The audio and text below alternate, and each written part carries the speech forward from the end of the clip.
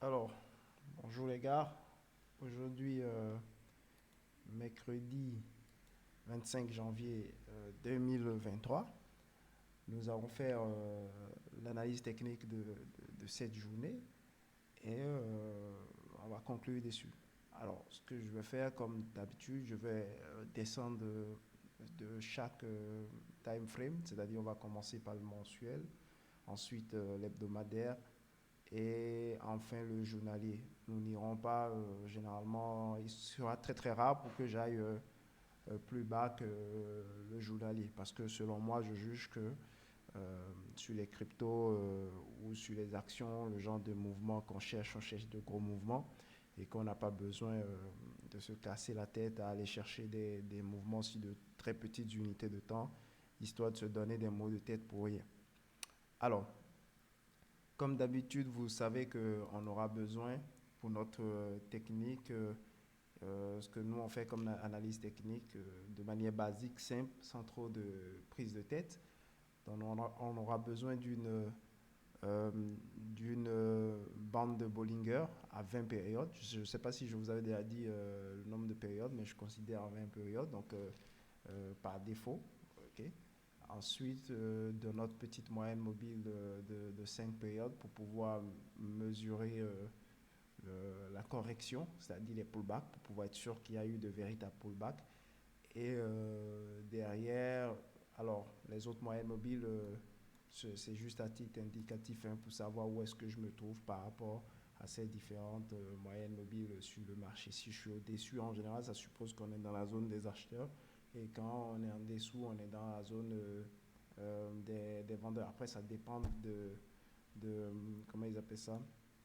Ça dépend de quelle stratégie on utilise. Par exemple, si on fait du DCA, il est préférable d'être en dessous pour pouvoir accumuler. Et quand on est plutôt en train de prendre des trades de sniper, il est préférable d'être dans la zone où il y a plus de force de son côté. Ok. Alors, donc on va commencer avec le mensuel. Donc là, on a placé nos indicateurs techniques là et on a choisi le graphique mensuel. Et comme d'hab, il n'y a rien, il n'y a aucun changement ici. Donc on avait toujours eu notre entrée en 2000, en 2021, avril 2021. Donc on avait toujours notre entrée. Il n'y a pas de changement à ce niveau. Notre technique, ce qu'on recherche, comme toujours, c'est ce mouvement un, 2, 3. En fait, ce truc, comment je détecte celui-là, c'est grâce en fait à la moyenne mobile de 5 périodes que vous voyez en violet là. C'est-à-dire que je cherche toujours, je repasse en fait en line chart et j'attends toujours que les prix clôturent en dessous de cette moyenne. Et là, je me dis que oui, il y a eu vraiment un pullback. Tant que les prix n'ont pas clôturé en dessous de cette moyenne-ci, je ne considère pas les corrections qu'il y aura parce que je juge que ce n'est pas assez suffisant. Alors, donc comme je l'ai dit, ce qu'on recherche, c'est toujours le mouvement, le un, 2, 3. Et donc, ce troisième-là doit casser en fait. Donc ici, on a dit qu'on était entré depuis 2021. On a pris une partie de la position et on a le reste qui est encore sur le marché. Mais pour le moment, nous, on ne s'inquiète pas sur ce time frame. Tout ce qui se passe, euh, ça ne nous effraie point. OK? Donc là, maintenant, je vais vite fait de passer sur le mensuel et le weekly. Donc, je vais passer au weekly. Parce qu'en réalité, actuellement, ce qui nous intéresse le plus, c'est plus le journalier. Donc là, on est sur le weekly. Et weekly, je vous ai dit que pour le moment, on est juste en train d'attendre. Vous voyez, il y a eu la clôture ici. Donc, on sait que c'est un véritable pullback qu'il y a eu. Ensuite, le marché est descendu. Donc, ce qu'on est en train de faire là, c'est qu'on est en train d'attendre au niveau du weekly que la zone des 0,55 au 0,8, donc on va dire 0,56 soit cassé pour qu'on puisse entrer et parce qu'on a notre trade qui se prépare sur le weekly. Donc vous voyez tout ce bear market, en fait, nous, on savait que ça allait durer parce que tant que notre bonne supérieure de la Bollinger n'a pas été touchée, on n'avait rien à faire en fait. En fait, on n'avait même pas à regarder ce marché. Donc depuis que ça a été touché en septembre 2022, on a commencé à se préparer. On se disait que voilà, maintenant la force est du côté des acheteurs. On va espérer maintenant vérifier en fait que ça tient.